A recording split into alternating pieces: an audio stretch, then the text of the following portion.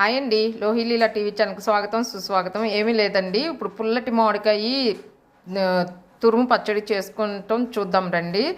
ఎలాగంటే ఇప్పుడు పచ్చి మామిడికాయ ఉంటుంది కదండి, పుల్లటి మామిడికాయ తీసుకొని దాన్ని కడిగి శుభ్రంగా దాని తోలు తీసేసి తురిమేది ఉంటుంది కదండి, దాంతో తురుము పట్టుకోండి. దాంట్లో సరిపడా ఉప్పు, కారము, కొద్దిగా కొత్తిమీర ఉంటే కడిగి పెట్టుకొని కరివేపాకు వేసుకోండి. నా దగ్గర అయితే పుదీనా ఉంది, కొత్తిమీర అయితే పుదీనా కరివేపాకు వేసుకున్నాను. ఇవన్నీ మీరు కారము ఉప్పు దాన్ని బట్టి చూసుకోండి. కొందరు ఘాటుగా తినేవాళ్ళు ఎక్కువ వేసుకోండి, లేదంటే కొద్దిగా తక్కువ వేసుకోండి. ఉప్పు సరిపడా వేసుకోండి. దాన్ని కచ్చాబిచ్చుగా మొత్తం అదంతా కలిసేటట్టుగా దంచాలండి. ఇట్లా దంచిన తర్వాత కొద్దిగా పసుపు కూడా వేయండి, ఎందుకంటే బాగుంటుంది. వేస్తారు వేసి నాకు ఇది కూడా కలిసేటట్టు దంచండి. మొత్తం కలిసింది కదా.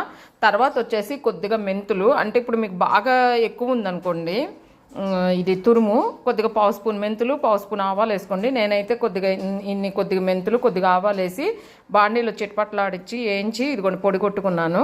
ఇది వేస్తే చాలా టేస్ట్గా ఉంటుందండి. ఇది కూడా ఏం చేస్తారంటే దీంట్లో వేసేయండి. వేసేసి అది కూడా కలిసే వరకు దంచాలి.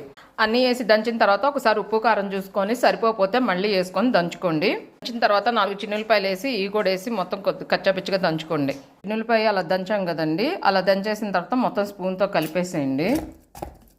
దీన్ని తాలింపు వేసుకోవాలి.